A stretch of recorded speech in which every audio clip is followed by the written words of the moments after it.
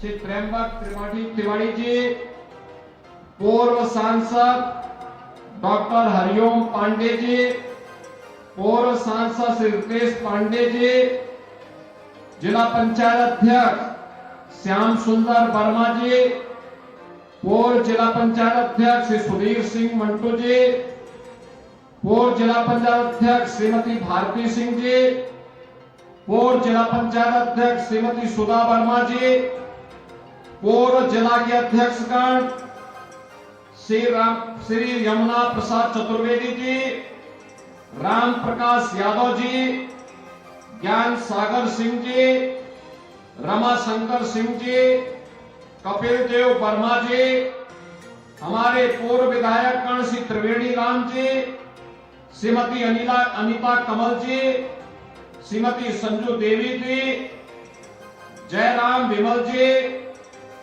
पूर्व प्रत्याशी शिवधेश द्विवेदी जी, जिला उपाध्यक्ष डॉक्टर राणा रणधीर सिंह जी, वरिष्ठ समाज सेवी श्री अजीत सिंह जी, ब्लॉक प्रमुख प्रतिनिधि राणा वीर सिंह वीरू जी, ब्लॉक प्रमुख कटेरी अनिल कुमार वर्मा जी, जिला अध्यक्ष सुभाषपा श्री जगलाल राजभर जी, जिला अध्यक्ष अपना दल श्री फूलचंद पटेल जी, भारतीय जनता पार्टी और एनडीए के हमारे सभी पदाधिकारीगण और जिन्हें आशीर्वाद देने के लिए आज यहां पर आप सब एकत्र हुए हैं।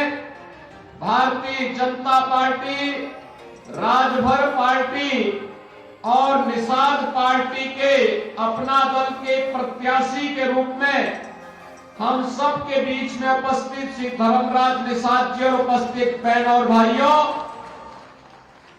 मैं सबसे पहले आज स्नान का दिन है, कार्तिक पूर्णिमा का पावन पर्व है।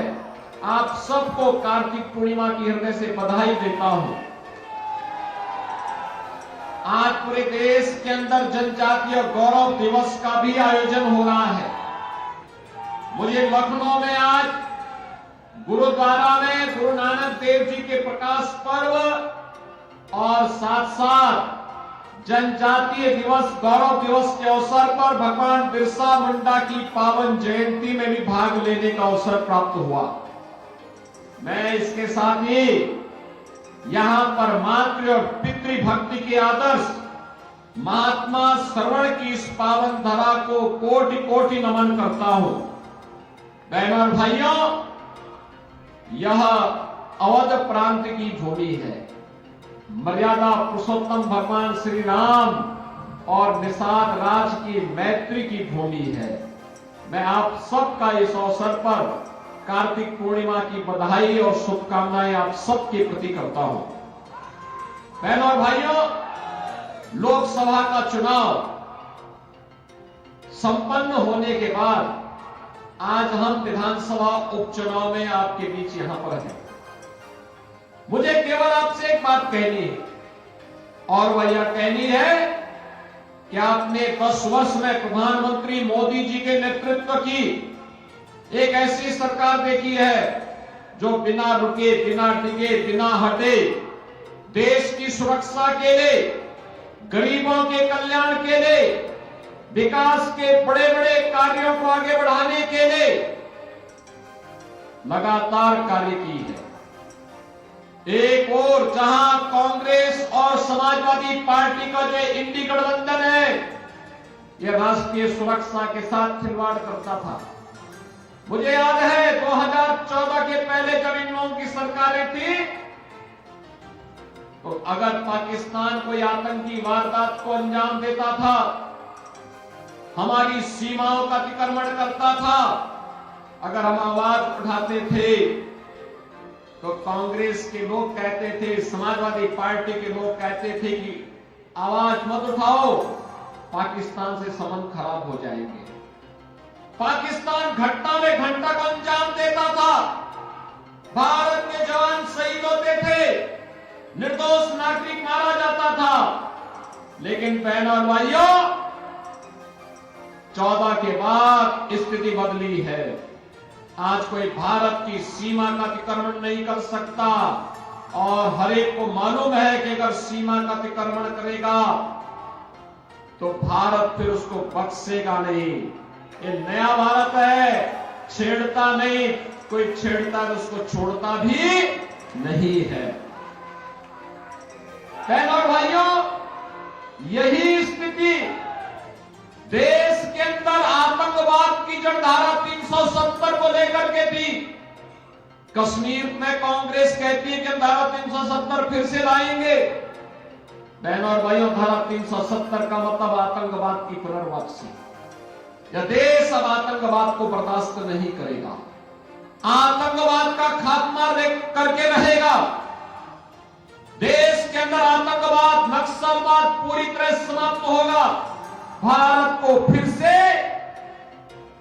विकसित भारत के रूप में स्थापित करने के मोदी जी के अभियान के साथ हम सबको जुड़ के काम करना है, और इसके लिए आवश्यक है यूपी के अंदर जो सरकार आज डबल इंजन की कार्य कर रही है, यह सरकार विकास भी करा रही है, विरासत का सम्मान भी दे रही है। मैं आपसे पूछना चाहता हूं, अयोध्या में जब एक निषाद बेटी के साथ क्या कुछ घटना घटित की थी समाजवादी पार्टी के गुंडों ने, और तब भी समाजवादी पार्टी के नेता और उनके राष्ट्रीय अध्यक्ष उसकी दलील दे रहे थे। बहनों और भाइयों, बेटी तो सबकी होती है।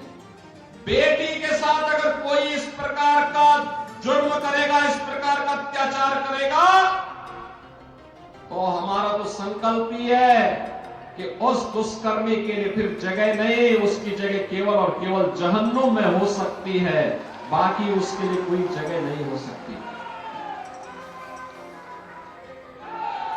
और हमारी सरकार पूरी मजबूती के साथ खड़ी रही उस परिवार के साथ, पीड़ित परिवार के साथ। आज मैं आपसे फिर कहने के लिए आया हूं, इस समाजवादी पार्टी के लोग वही हैं जो अयोध्या में राम भक्तों पर गोलियां चलाने वाले लोग हैं। ये लोग कोई भी महाराज सुहेलदेव के स्मारक पे नहीं जाता था, क्योंकि इन्हें भय था कहीं मुस्लिम वोट बैंक खिसक न जाए। लेकिन भारतीय जनता पार्टी ने एनडीए में मिलकर के बहराइच में महाराज सुहेलदेव का भव्य स्मारक बनाया है। महाराज सुहेलदेव 1000 वर्ष पहले भारत के महान योद्धाओं में थे, और वही कार्य हमारी सरकार ने आज श्रृंगवेरपुर में किया है। भगवान राम और निषाद राज की मैत्री की बड़ी प्रतिमा, 56 फुट ऊंची प्रतिमा को स्थापित करने का काम किया है। बहनों और भाइयों, आज आप देख रहे होंगे विकास भी है, विरासत भी है।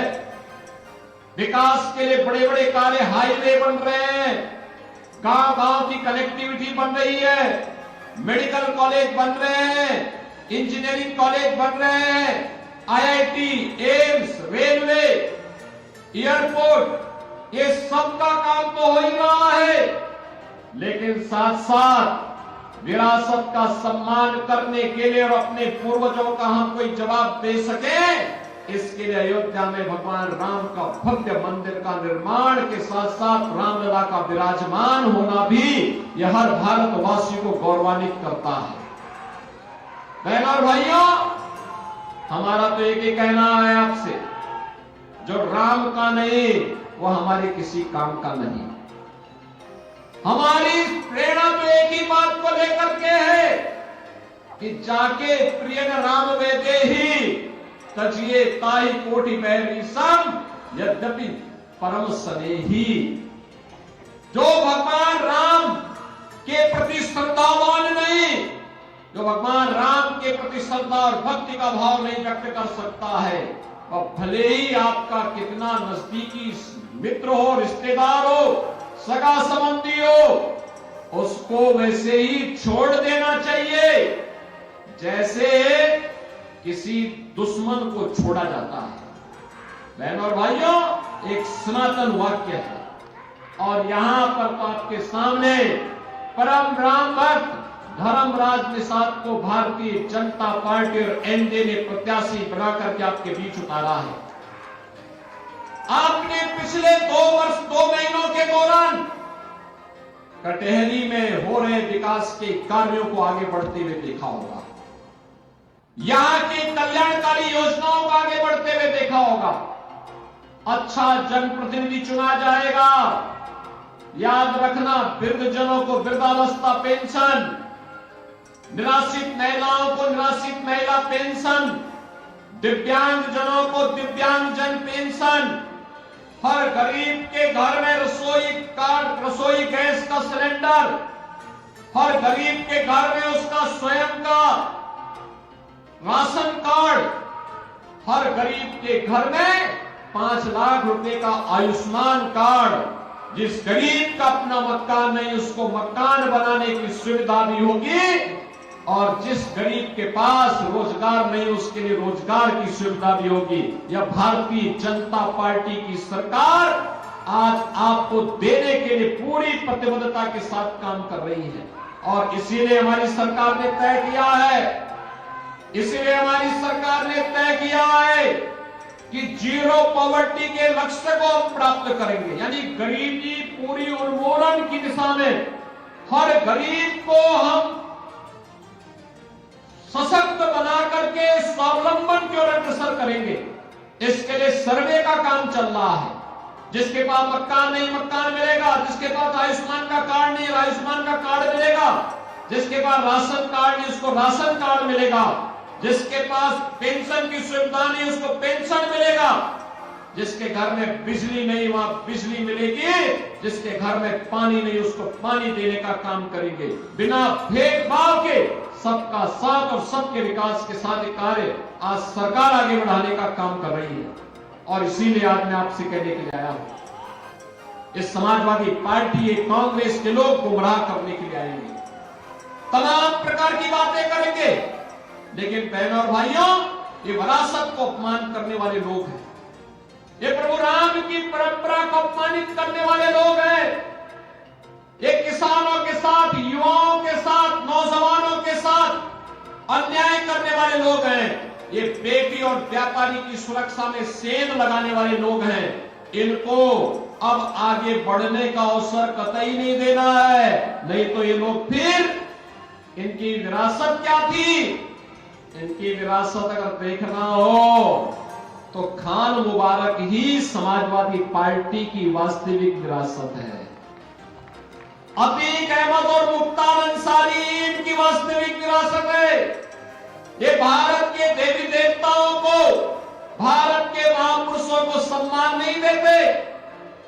डॉक्टर लोहिया तो इसी अम्बेडकर नगर की धरती पर पैदा हुए थे, लेकिन आज की समाजवादी पार्टी डॉक्टर लोहिया और आचार्य नरेंद्र के मूल्यों और सिद्धांतों से भटक चुकी है।